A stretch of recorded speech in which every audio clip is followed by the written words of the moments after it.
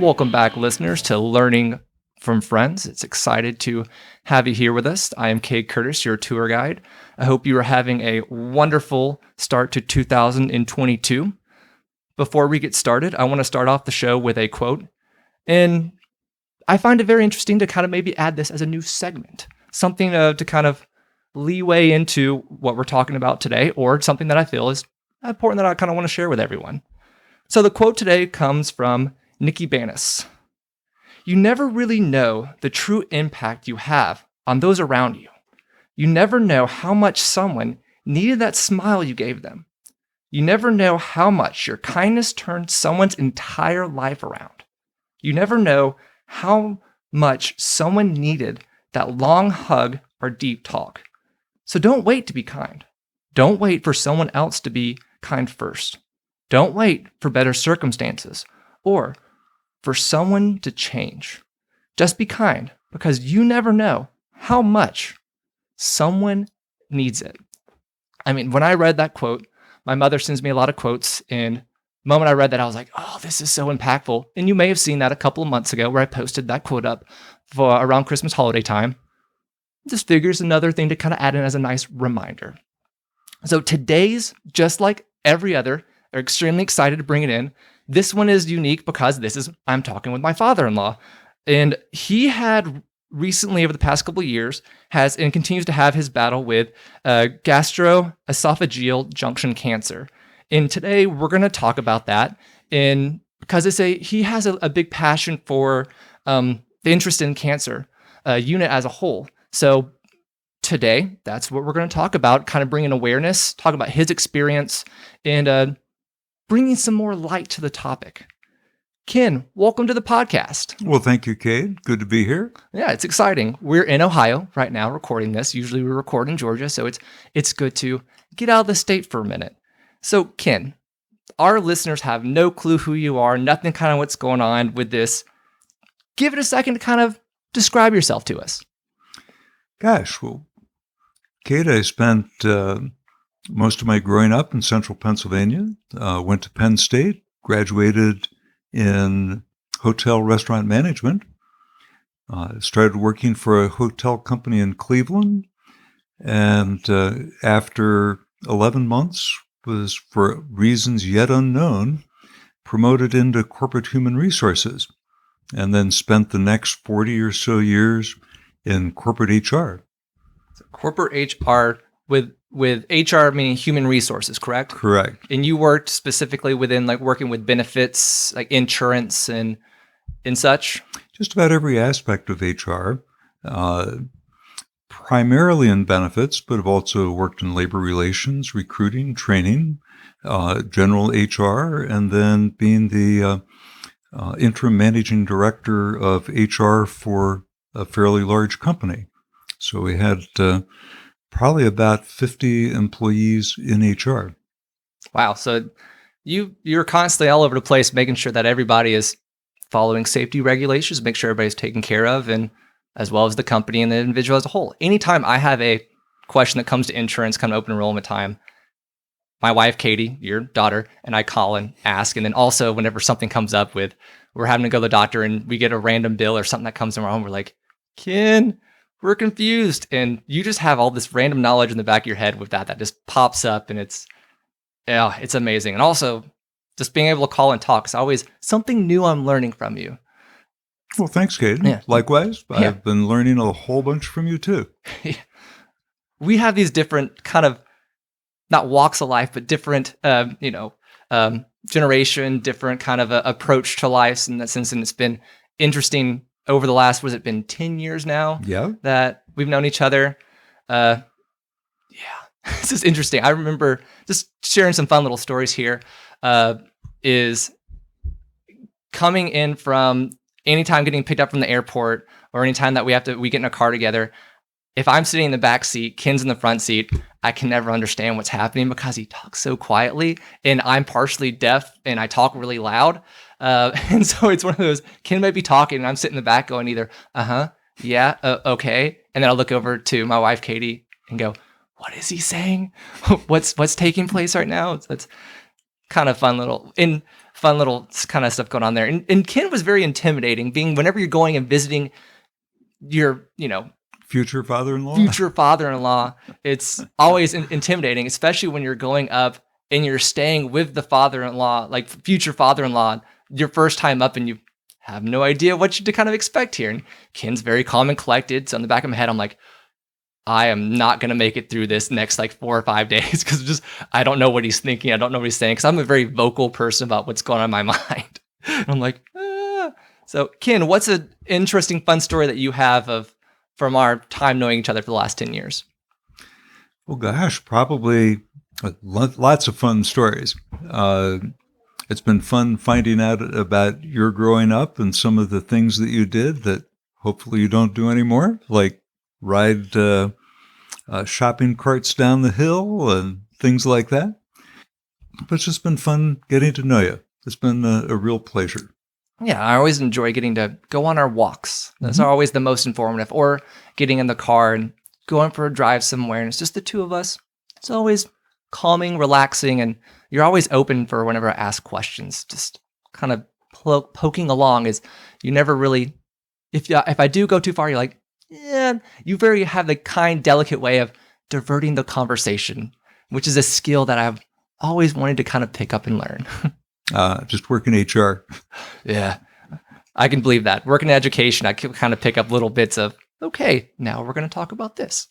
But to go back to what we were going to talk about today, how did you start to become more interested in cancer? Well, it started quite accidentally, like a whole lot of things in life.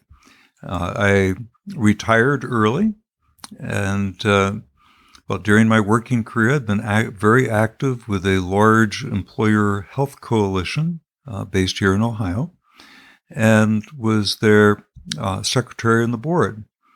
When I retired, they asked me if I'd come back and actually work for the coalition for a 2-year project to help employers tailor their benefits and their HR policies to help employees and dependents with a cancer diagnosis.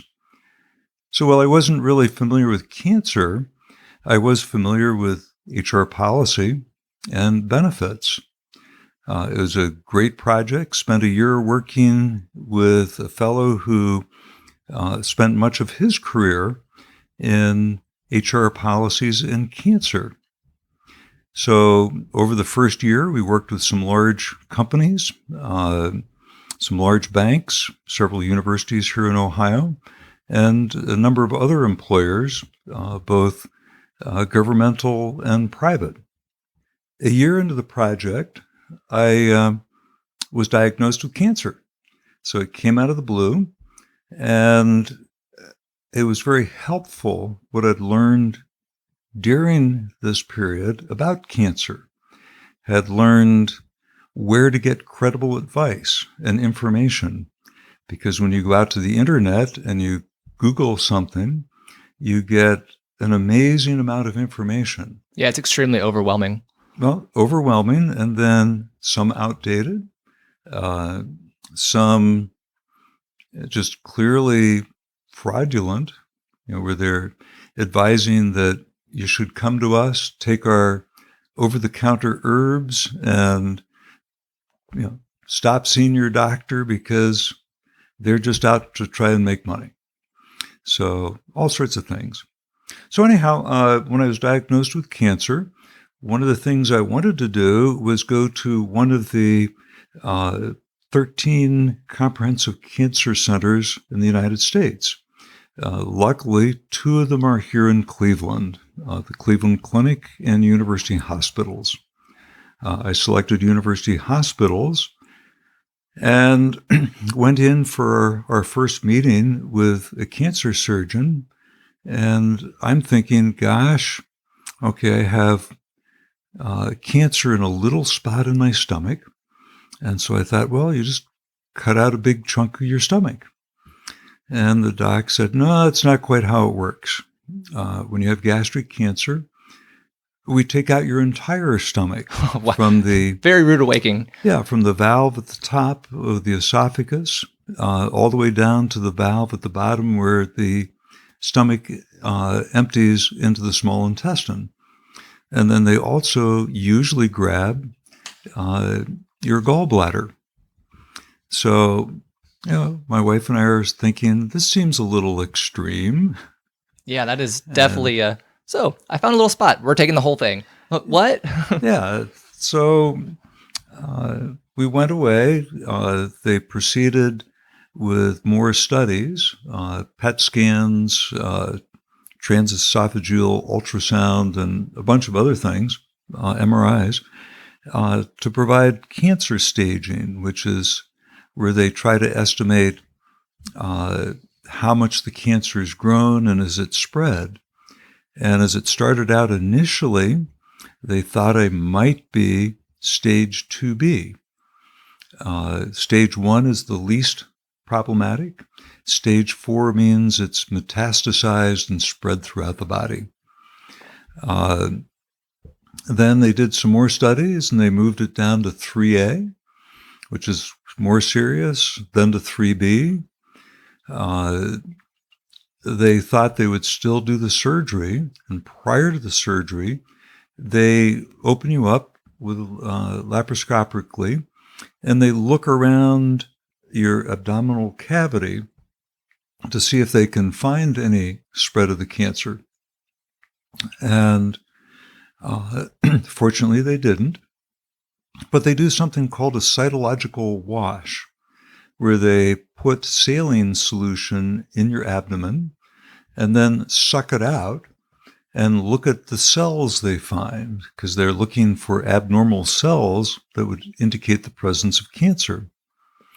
So after the surgery, which is really relatively minor, the pathology report came back with abnormal cells, which would indicate that it was stage 4, and they can no longer do the surgery because once it's spread, there's no point in cutting out the cancer.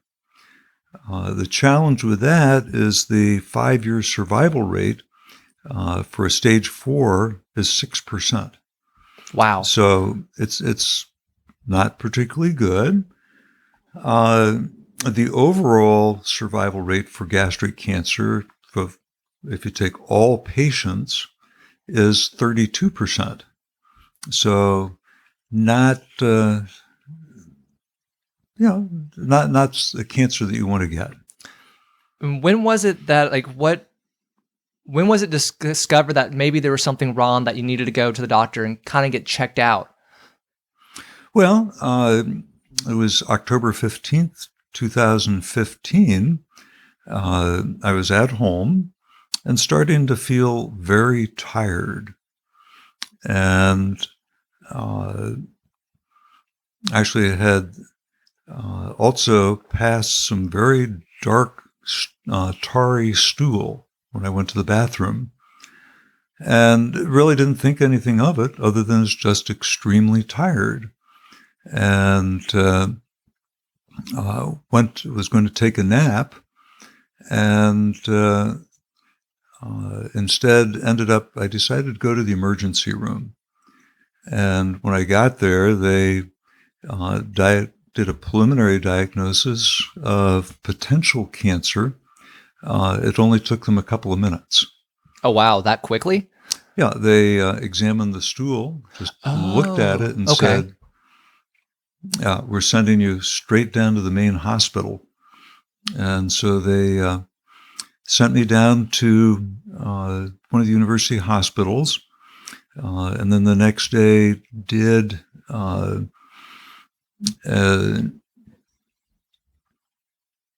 scope? Yes, thank you. Okay. Sometimes I can randomly pull out words. Where they looked down my throat and they found a small lesion. And it didn't look too serious, but fortunately at a comprehensive cancer center, they have something called the tumor board. Okay. Which is for every cancer patient. They meet 1 day a week and review every cancer patient they've got. Wow. I bet you that's a long day. I'm sure it is. But in the room, you have surgical oncologists, radiation oncologists, medical oncologists. You have pathologists and several other specialists in the room. And they apparently said, from that little lesion they found, that couldn't have caused the bleeding. Whoa, so that's adding a whole new element. Whole new twist. So they went back and they had the doctor who heads up the endoscopy section, went in and did another endoscopy, and then found a major lesion right at the joint of where the esophagus attaches to the stomach. And that explained the bleeding. Ah. Now, one of the problems when you get a bleed like this is a fair number of people actually just simply immediately bleed to death. Oh my gosh. When that's how they discover it, is the person is bled to death, because the lesion actually breaks through the wall of a vein or artery, and you just bleed very rapidly. And that's why I was so tired, is I'd lost that much blood. Oh, wow. So when I went to the hospital for the endoscopy, I also got a transfusion just because I didn't have enough blood volume and they couldn't bring it back with plasma or saline. So anyhow, after we got the bad news that it probably was stage 4, we did the logical thing. We called a friend who's a nurse, and we went out to dinner. What else are you going to do? Good to use your resources that are available to you. And then a couple days later, we got a call from our oncologist, and she said that they had them rerun the tests, relook at the cells, and they thought it was okay to do the surgery. So I think it was the day before Christmas in 2015, I started my chemotherapy. And so it was chemotherapy once a week for, I believe, 13 weeks. And then had radiation therapy 5 days a week for a total of, I think it was 28 bouts of radiation. And then a month off and had surgery. All went very well. I mean, it was quite painful and challenging the first couple of months. However, by the end of May, Lydia and I were already out hiking in one of the state parks. In July, we flew out to a national park in Colorado and went hiking out there. A year later, we hiked to the bottom of the Grand Canyon. So recovery was very good. Now, a lot of people wonder, so what's life like without a stomach? Yeah, that's always something that's like, wait, it's connecting here, you're going down to the small intestine. Wait, what about the acids and stuff you have in your stomach? Well, frankly, it's totally weird. Yes. Or conceptually weird. But one of the things I was surprised to find was that life is extraordinarily normal. Matter of fact, if it wasn't a deadly cancer, boy, I could probably become a salesman for this because a couple of things happen. One is you have to eat all of the time. So if you think of it as like bariatric surgery on steroids, food goes through you pretty fast. You have to continuously eat just to maintain your weight. And I like eating. And you are a phenomenal cook. That's kind of a little bit of your background. Anytime we come up, I always eat amazing. Not saying anything against being down south where I have all this wonderful food, but it's always different. Now, whenever I want to jump back a little bit with the radiation and the chemo going into these. How do they pick what type of chemo treatment or what type of radiation that they were going to do on you? Was there a kind of like a selection of choice for that? Because I imagine each cancer needs something different. Did your doctors, did you have like a team of doctors that were able to kind of get there and decide this? Did they consult with you on what choices you had? That's a really good question, because I think a lot of people look at cancer treatment as the docs experimenting on you, and that's not the case at all. The 13 comprehensive cancer centers that I mentioned work together along with 18 pure research laboratories and have formed a group called the National Comprehensive Cancer Network, or NCCN. And this group sets the cancer protocols for how to treat cancer, and these protocols are used throughout the world. They're free to hospitals and physicians. So, depending on the type of cancer, its stage, and other criteria, they have flow charts which show that if you have, for example, gastric cancer, and it's at this stage, that, if the person is in this type of health, you can, do the chemo, and this would be the type of chemo drugs you'd use. This would be the type of radiation you'd use. So it's really, for lack of a better term, a cookbook with how to treat all the different kinds of cancers. It's one of the reasons I wanted to go to a comprehensive cancer network hospital. Those are the physicians that are the leading edge people in the world in deciding how to treat cancer. What qualifies a hospital as that? As a comprehensive cancer network? Yes. I can't tell you. Yeah, well, you never know. That's the fun thing whenever you get into these interviews as well, is you sometimes it's okay to say you don't know. That's a part of life. You're not going to have all the answers, and I think that's a good thing we haven't experienced yet on the podcast. So that's awesome. A little first into there.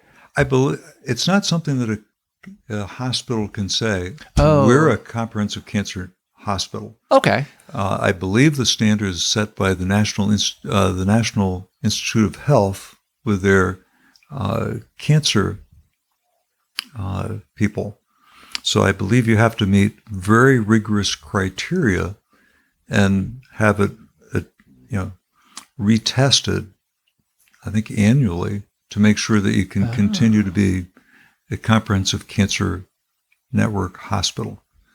Now, when going between these different treatments, the radiation, having the chemo, did you have different doctors you had to visit for each individual one, or was this were they all a part of one team and you went to one doctor's office to gather this information? Actually, it was all separate people. I had a medical oncologist.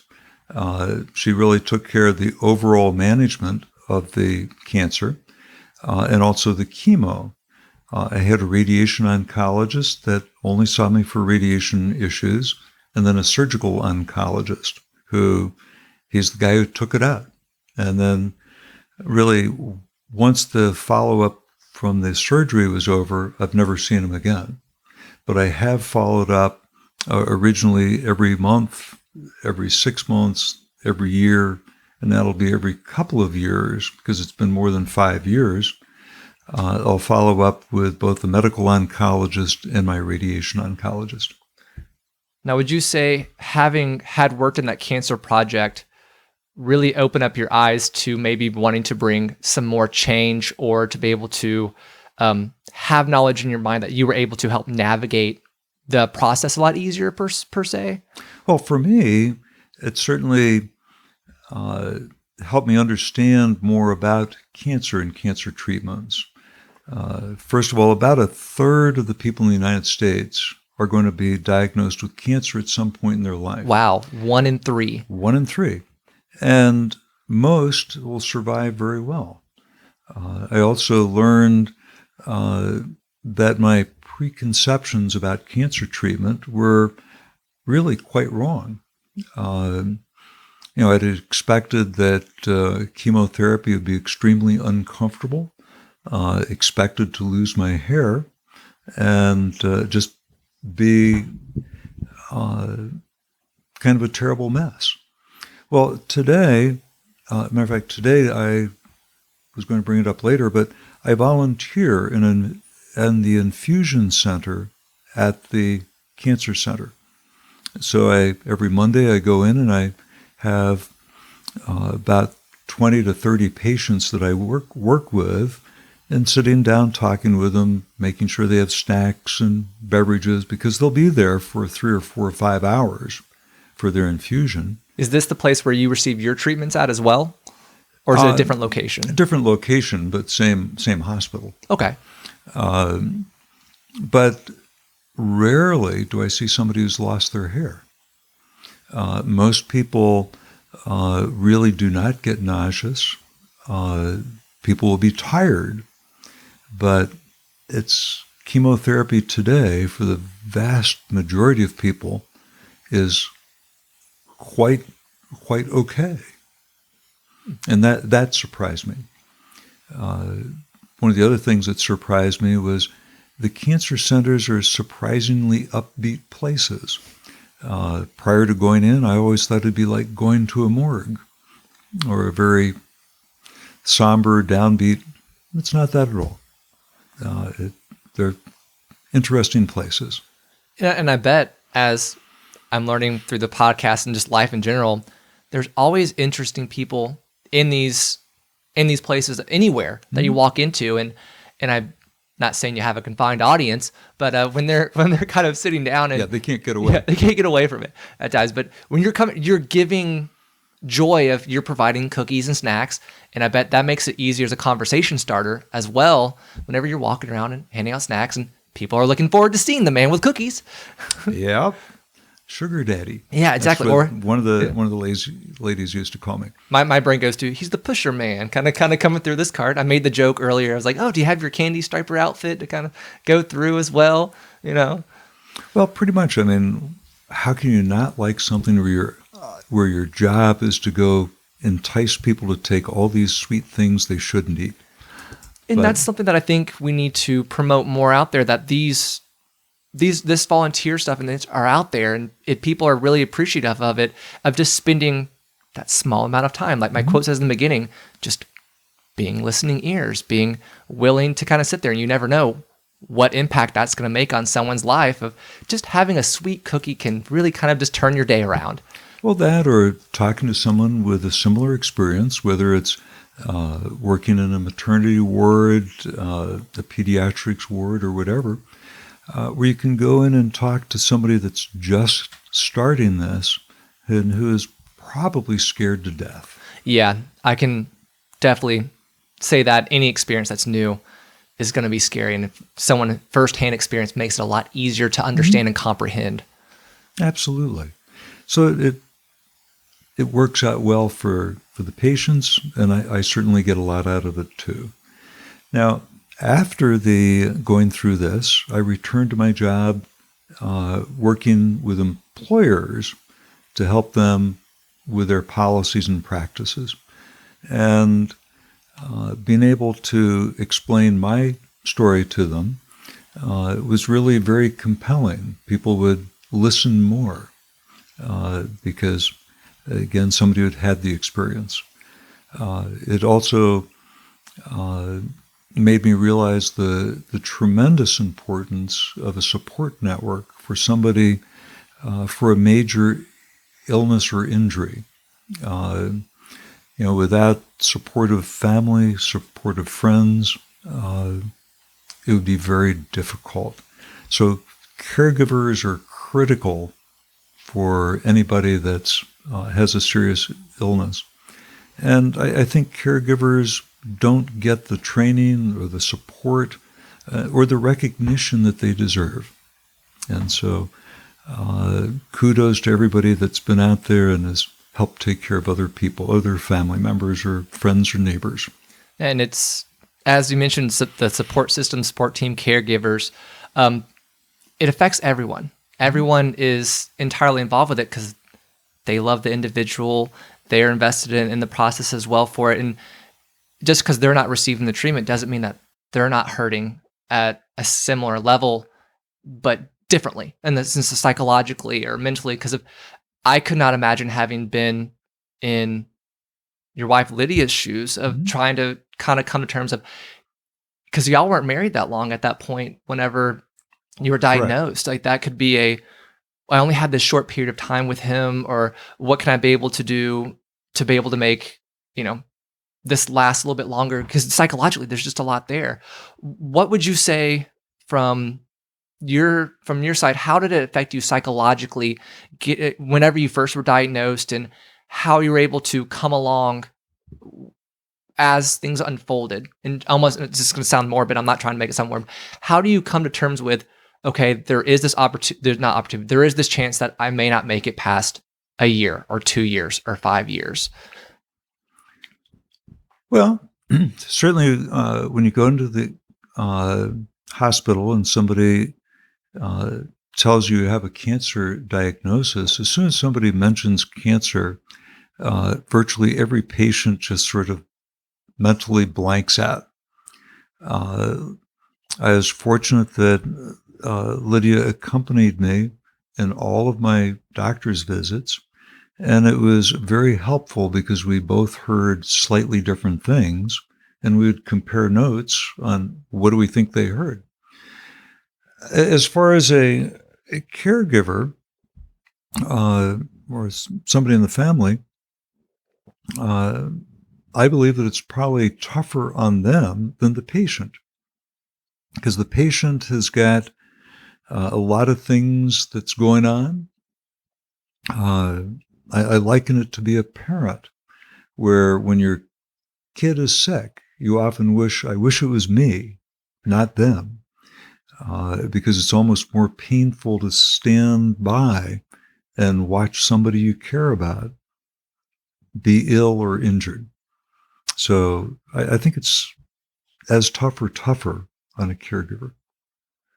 Now, did you start going to psychological therapy while doing this as well, in order to try to be able to cope with Lydia and family members as well? Because I can only imagine trying to tell somebody is really hard, and also trying to come to a little bit of terms. I know myself, I go to therapy all the time just to kind of be able to clear out my mind. Do they recommend you doing that after diagnosis to go see psychiatric help, or no? I don't.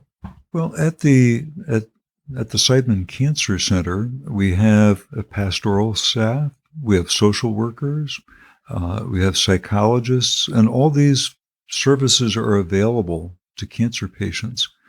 I really only availed myself once or twice to some of the social worker services that were available. Fortunately, I knew a lot about them because that's what I was teaching people about or telling them about in the consulting work. But the type of services that people need, or the amount, is extremely variable. And I think because I'd learned a lot about cancer beforehand, it probably wasn't as difficult for me as somebody that's just coming out of the blue and it's all new. So I think that year of working on the project made it much, much easier for me.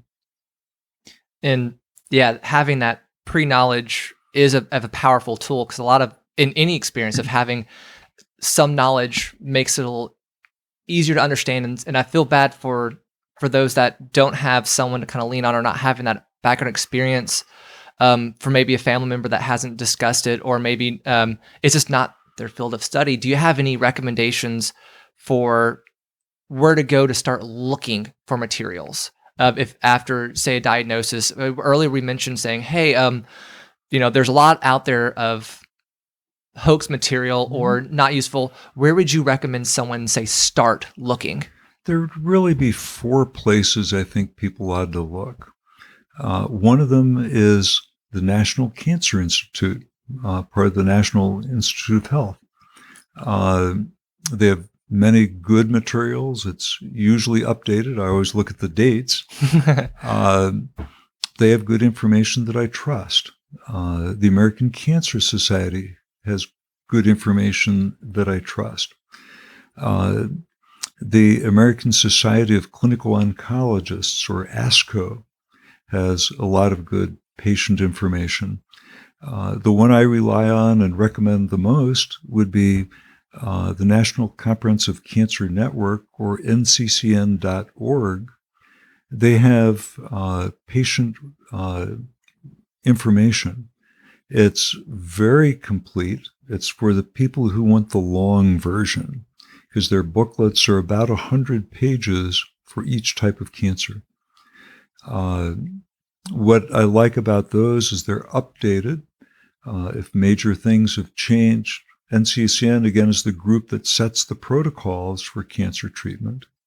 So their information booklets about cancer are in line with the treatment that you're getting.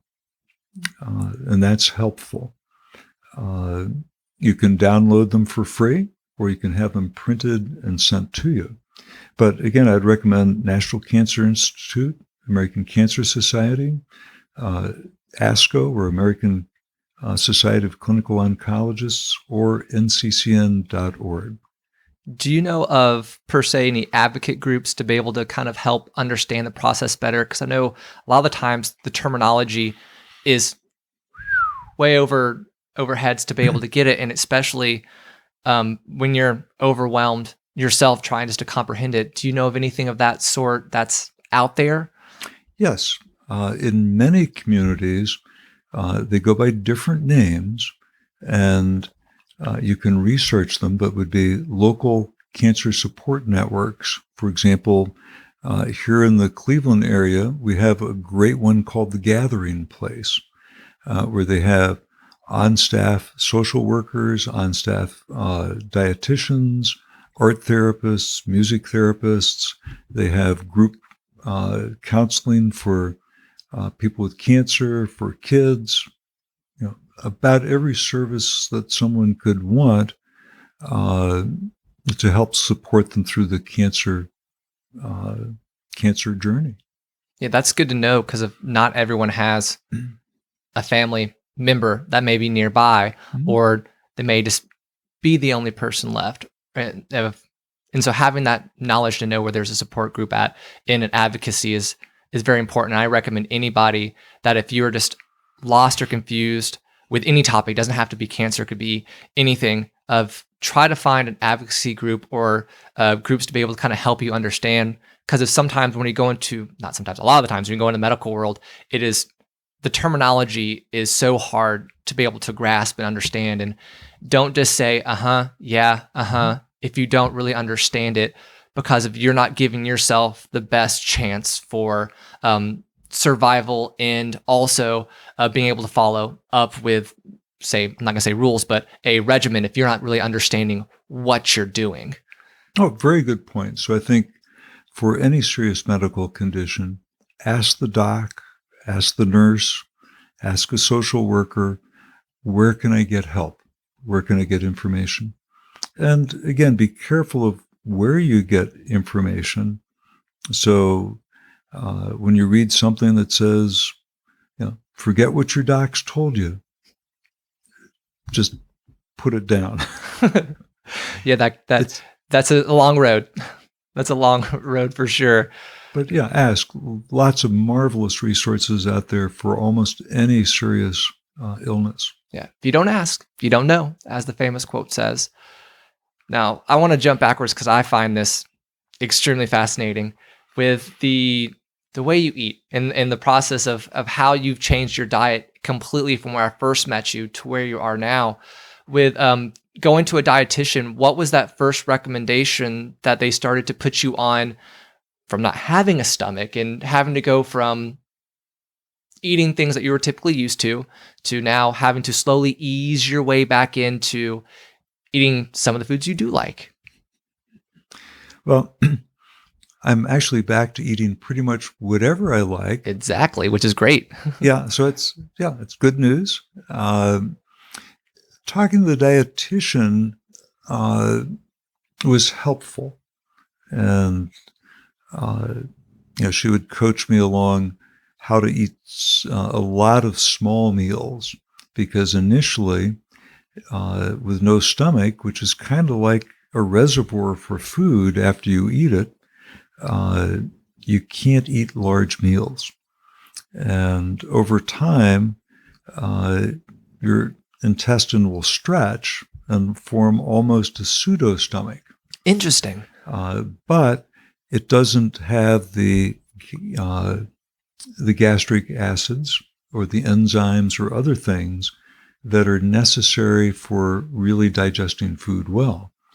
Matter of fact, in this particular surgery, for when they remove your stomach, you actually lose the use of a large portion of your intestine. Wow. So nutrients are absorbed in different places in the intestine. For example, iron is, I believe, typically absorbed at the very beginning of the intestine, the duodenum, and at the very end, the ileum. And so if you lose part of your intestine through either cancer or an accident or something like that, you do have to very carefully watch your nutrient status. For people without a stomach, the one thing you can't absorb easily is vitamin B12. And so they monitor that very carefully. They'll usually give you monthly injections. But if you don't get them, you start to have neurological problems like difficulties walking, difficulties with your memory, and needs to be addressed. But again, it's purely a nutritional issue because you don't have a stomach.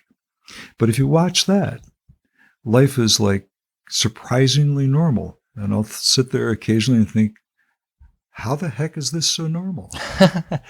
Now, with sweets, I know you've always mentioned that you have to eat, you can't eat too much sweets or too much sugar at one time. What is that kind of level that you kind of you can eat with sugars, and what's the kind of results if you go too far? Well, actually what it does is force you to eat the way you should eat on sweets. That's a nice thing. It's like, gosh, if you want to have some cherry pie, great, have a piece of cherry pie. Just don't eat 3 pieces at once. The reason for that is if you have a stomach, your stomach will release food through the bottom, I think it's the pyloric valve, a couple teaspoons at a time. So it gives over an hour or two to empty the stomach. And with sugars, the body can absorb the sugars through the intestine very efficiently. It might spike your blood sugar, but it can absorb them, store the excess in the liver as glycogen. But if you don't have a stomach, it's really efficient. It all dumps into your intestine in one big chunk. And what happens is it's purely a physical thing. It causes an imbalance in the fluids.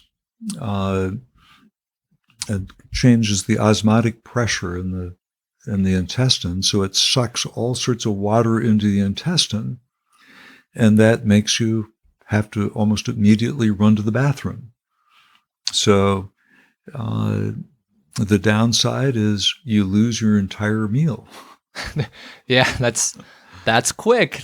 So you're not getting to actually enjoy the meal you had. Correct. So again, if you just eat like a sane, normal person, one bowl of ice cream and not 4, one glazed donut as opposed to 6 with a cup of coffee, people do just fine.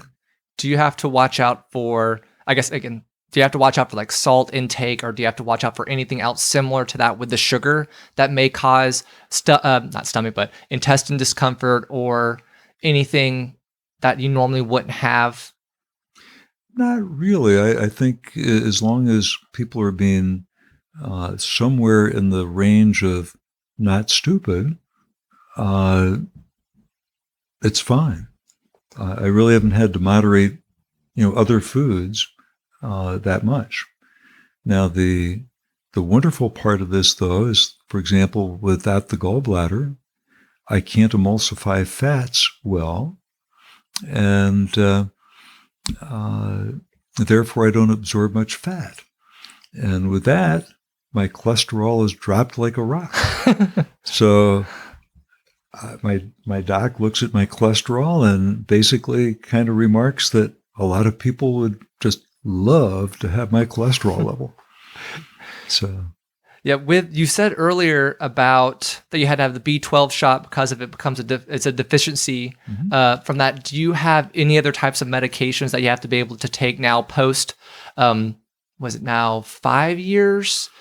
It's coming up on 6. Coming up on 6 that you have to be able to take. Now. Oh wow! That you have to be able to take continuously to maybe help supplement like the B12, or in order to maybe continue to fight off potential of a out of what's the word I'm looking for? Out of trying to fight off the cancer cells from possibly coming back and spreading. Is what is medications that you now particularly take for post-surgery? Post-surgery, really, the principal one is the vitamin B12. Calcium is a little harder to absorb, so I do take calcium supplements. Iron is a little more difficult, so I take iron supplements. And then up here in cloudy Ohio, vitamin D is a problem, whether you've got stomach cancer or not, so vitamin D. But it doesn't require any prescription medications or anything expensive or difficult to obtain. Yeah, that's good to know that you can just almost go to your local pharmacy and be able to grab whatever you kind of need. Exactly. Do you continue to meet with the, you said 6 months and then a year, meeting with doctors to be able to kind of keep a constant check on your post status? I do, and Lydia and I go in together. It's really now devolved almost more into a social meeting because, it's, how are you doing? That takes about 30 seconds, and we spend the next half hour just catching up on what we've all done in the last year. One of the challenges of gastric cancer is it's basically asymptomatic. So how do you really know if you're having problems? And so we'll go over some of the things that I should be aware of, and but really there's not much that they can do as far as going in and saying, oh, we've got a problem, because you don't notice. Now is there a probability or a number of coming out of remission after had 6 years of being post? Does this open up other potential cancers from having had cancer once? Because I know that's sometimes a misconception by people. Well, at this point, my likelihood of this returning is very small. My likelihood of getting other cancers is no different than before. So, in many ways, I'm essentially through with my cancer stage. So that's wonderful to hear from any perspective of saying, wow, like kind of made through the rough in some friends, and now I just got to keep a little watchful eye. Did you have, over the years, you've discussed that you met some people that had similar cancer to you. How does it, not saying how, okay, I got to think of my wording here. You've lost some friends Correct. From this as well. Mm-hmm. And how does that, what did you notice were kind of differences of how they went through their process and how you went through your process that you maybe would have recommended or have seen that in the future that you would recommend for people to watch out for, or that maybe one of them may have missed? That was very wordy and kind of a weird long circle. That's okay. Our radiation oncologist asked if I would meet with a family, a husband and wife. He had the identical cancer at the identical stage, but was about 20 years younger. So, I met with him, and then Lydia and I met with him. We actually developed a very nice friendship with this couple. Unfortunately, he had a more difficult time. His cancer recurred, but within probably about a year. And so they had to remove his entire esophagus, and they replaced his esophagus with his transverse colon. So they essentially attached his colon to the bottom of his throat, down and ran it underneath the heart and between the lungs, and attached that to the top of his small intestine. Regrettably, that also failed, or the cancer came back, and sadly he passed away about 2 or 3 years after we met him. We still continue to see his wife, see her as often as we can under the circumstances today with COVID, but had become very good friends. It was sad to lose him. But one of the things when you do get cancer is, for many of us, we start to understand mortality better, that life is temporary. It really doesn't occur to us when we're right in the middle of life. And I think you start to approach things a little differently. You don't put things off. You try and find something good you can do every day and enjoy life. Unfortunately, Cade, you and Katie became the sort of unlucky recipients of this. I don't consider that unfortunate by any means. I consider that to be a true blessing to be able to have that. No, think of your garage. That's okay. There's lots of treasures in there. Well, because after the diagnosis and right before the surgery, we were talking a lifespan of 1 to maybe 2 years if I was lucky. So I packed up all the family heirlooms and explained them to Katie, and took them all down to Georgia. So now my basement is wonderfully clean. That's true. I can't remember how many boxes it's numbered up to, but the way that they did it was phenomenal. You had the box with the weight on it, so we knew exactly how to stack it up and put it. And they brought shelves that they installed in our basement too, to be able to properly house them, so they're not just randomly sitting on the floor. I mean, Ken is extremely organized, and whenever he talks about his basement, there is whenever you come into the house, and he starts talking to you, whenever he says the words, "Come down to the basement with me," you kind of know that you're either going to come back up with something that you never thought that you wanted, but he's going to try to pawn something off on you. And maybe still don't want. But you wind up coming back with it anyway, because he's very convincing. But there's a specific look that he has, and he'll rub his fingers together too, so it's kind of maniacal. But that's the ongoing joke of just don't go down the basement with Ken. You're going to wind up coming back up with 5, 10, 15 things that you never imagined that would have come up. You say, not anymore. It's in your garage. This is true. The majority of it is. That is a true statement, which we're still going through. I'm going to say from my side of the story is, whenever you were diagnosed, it was right when Katie and I were getting married. Mm-hmm. And so y'all were not saying private with it, but you were being very respectful and trying to hold back of not sharing too much information in order to scare us as we were going through this part in our life. And that, I can only imagine, was very hard for you, and to kind of almost having to be secretive to your daughter.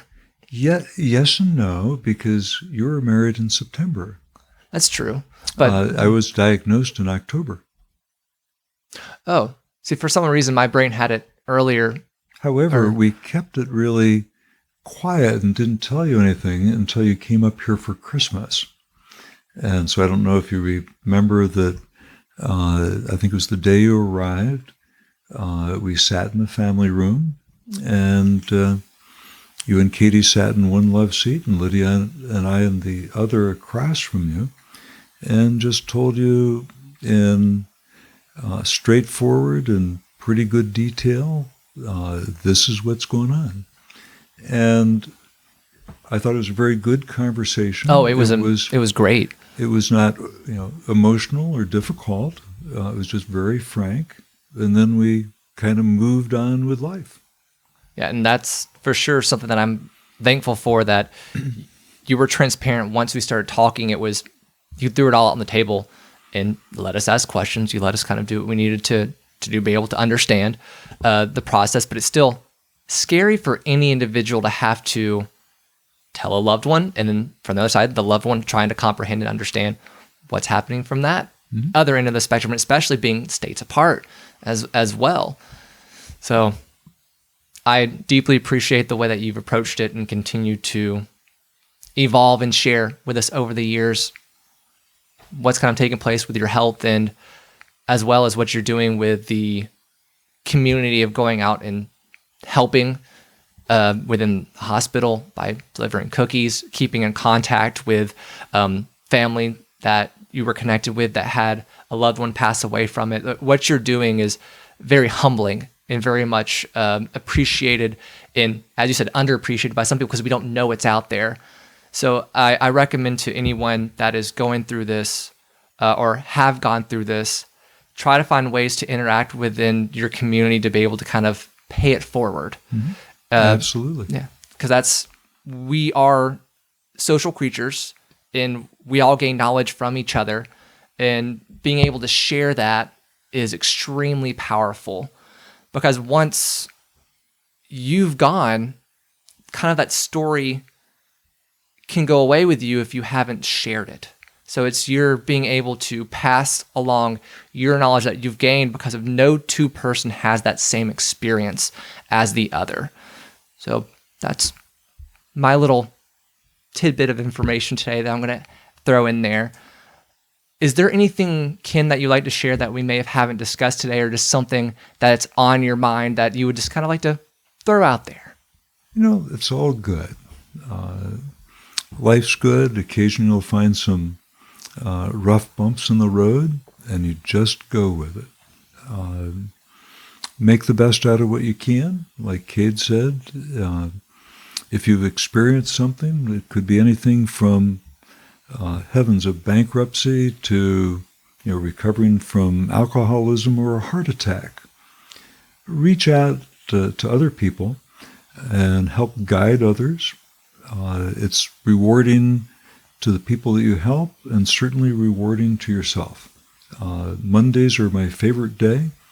I get to go out and pass out cookies and have a good chat with people. And every day, that is something good to have to look forward to. That's a wonderful thing. Ken, I want to thank you for coming on here and talking with us. Thank you for being a wonderful, continual father-in-law, in the way that you raised your daughter to be the way she is now today. I'm extremely blessed to be a part of this family, and you've done a really good job of taking me in and making me feel like as a part of it. We've been married for 6 years, been together for 10 years. So thank you for that. Well, and thank you. I think that this has been wonderful. Katie's really gotten a prize. Everyone's a winner when it comes to this. So to close out, everyone, if you like the podcast, share it with others. Like, subscribe, word of mouth. There's many different ways out there. I'm found on all different platforms, almost I'd say 90% of platforms to listen to it. So if your friend goes, hey, I only listen to on Google Podcast, it's out there. It's on Google Podcast. It's on Spotify. So I hope you've enjoyed it. Hope you continue to enjoy these episodes. You don't have to listen in order. You can jump around to whatever topic works for you. But most of all, as you leave today, the key thing is to let your curiosity fly high. This is Cade Curtis with Learning from Friends. Have a good day.